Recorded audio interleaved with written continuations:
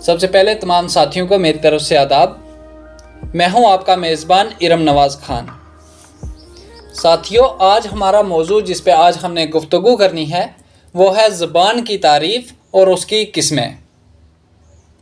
تو آئیے ہم شروع کرتے ہیں۔ منہ سے بولنے، بات کرنے یا پھر اپنے احساسات و جذبات اور خیالات کو دوسروں تک پہنچانے کے جو صوتی اور لفظی وسیلے ہوتے ہیں انہیں ہم زبان کہتے ہیں۔ زبان کی دو مختلف صورتیں ہوتی ہیں، ایک صورت ظاہری ہوتی ہے اور دوسری معنوی صورت ہوتی ہے۔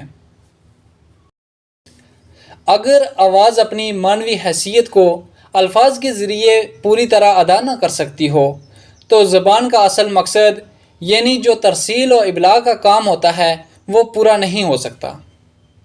الفاظ اور معنی میں جب تال میل اور مناسب ربط و تعلق ہوگا تو اس سے زبان کا دائرہ وسیع ہوگا۔ زبان ایک زندہ حقیقت ہے جس میں مسلسل تبدیلیاں آتی رہتی ہیں۔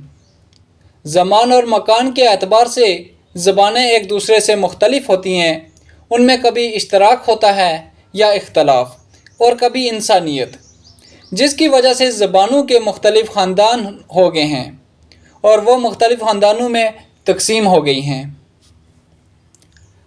خدا نے انسان کو بولنے کی صلاحیت دی ہے۔ منہ سے بولنے کا وسیلہ ایک لفظ ہوتا ہے جو کسی نہ کسی آواز پر مشتمل ہوتا ہے، جنہیں ہم حروف کہتے ہیں۔ الفاظ اپنی آواز کی لہروں کی شکل میں اصوات کہلاتے ہیں، جن کے مجموعے سے قابل سماعت کلام بنتا ہے۔ یہی کلام جب املے کی شکل اختیار کر لیتا ہے تو وہ تحریر کہلاتا ہے۔ کلام کے ذریعے انسان کی فکر، انسان کا خیال، اس کے احساسات، جذبات اور وجدان کا اظہار ہوتا ہے۔ اسی لیے انسان دیگر جانداروں کے مقابلے میں حیوان ناطق کہلایا جاتا ہے۔ زبان ایک سماجی ضرورت ہوتی ہے۔ زبان سماج میں ہی بنتی ہے، سنورتی ہے اور وہیں پر بگڑتی ہے۔ زبان سماج کو جوڑتی ہے اور تہذیب و تمدن کی تعمیر و تشکیل میں اہم رول ادا کرتی ہے اور مل جل کر رہنے سہنے کے قابل بناتی ہے۔ اگر زبان نہ ہوتی تو انسانی معاشرت اور تہذیب کی صورتحال یقیناً کچھ اور ہوتی۔ کوئی بھی زبان جو ہے وہ موروثی نہیں ہوتی۔ زبان دراصل ماحول کی دین ہوتی ہے، کسی کی وراثت نہیں ہوتی۔ مثال کے طور پر ایک بچہ جو ہے جس ماحول میں پرورش پاتا ہے وہی زبان سیکھ لیتا ہے۔ ایسا بھی ہوتا ہے کہ ایک شخص جب اپنے ماحول سے الگ ہو جاتا ہے تو وہ اپنی مادری زبان کی مہارت بھی کھو دیتا ہے اور اپنے موجودہ ماحول کی خاوی زبان اور اس کے تہذیب کے نمایاں اثرات اس کی شخصیت میں غیر محسوس طور پر شامل ہو جاتے ہیں۔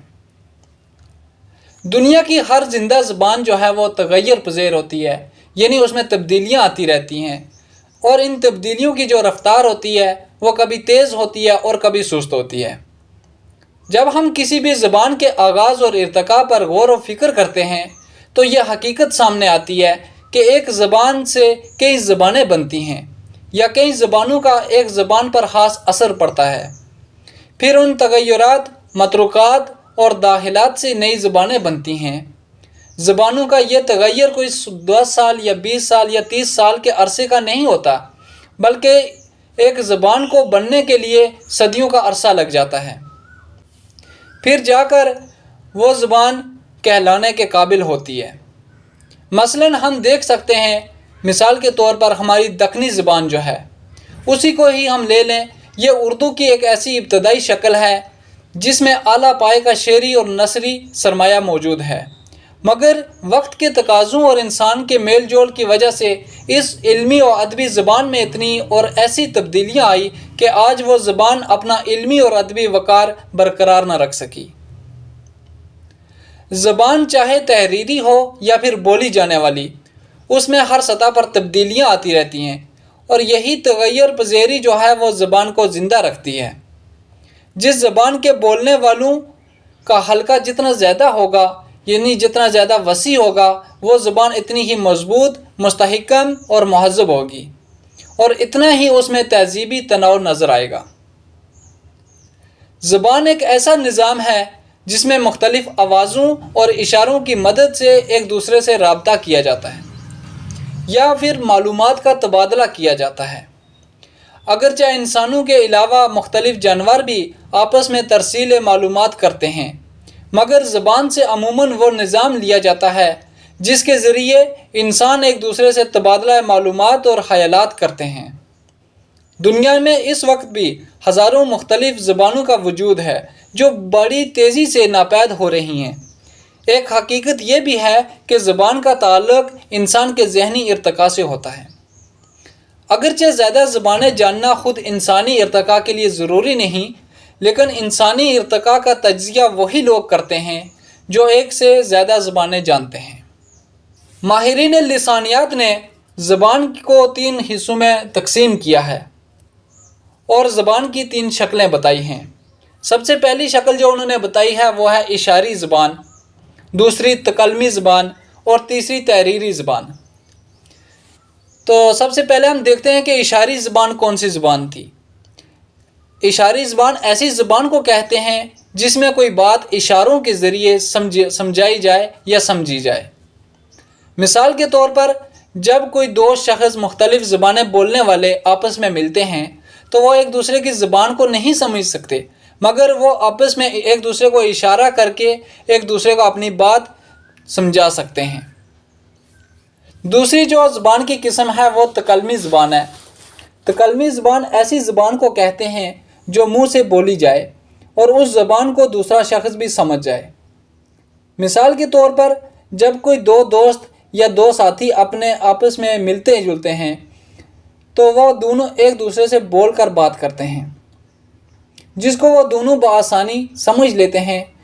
تکلمی زبان میں کوئی ضروری نہیں ہے کہ اس میں گرامر کا خیال جو ہے وہ رکھا جائے، اس میں ہم بات سیدھے لفظوں میں بھی کہہ سکتے ہیں۔ لیکن جو زبان کی تیسری شکل ہے تحریری زبان جو ہے، تحریری زبان ایسی زبان کو کہتے ہیں جو لکھنے کے بعد عمل میں آئے۔ مثال کے طور پر کوئی فن پارہ ہم لکھ کر کسی دوسرے شخص کو بھیجتے ہیں تو وہ اسے پڑھتا ہے اور اسے پھر سمجھتا ہے۔ تحریری زبان میں یہ لازم ہوتا ہے، یعنی یہ ضروری ہوتا ہے کہ اس میں گرامر کا خاص خیال رکھا جائے تاکہ آگے جو پڑھنے والا ہے وہ اسے آسانی سے پڑھ سکے اور اسے سمجھ سکے۔ ایسی زبان جو تحریری زبان میں موجود ہو اسے ہم تحریری زبان کہتے ہیں۔ یہ تھا ہمارا موضوع زبان کی تعریف اور اس کی قسمیں۔ مجھے امید ہے آپ کو سمجھ آیا ہوگا۔ اللہ حافظ، شکریہ۔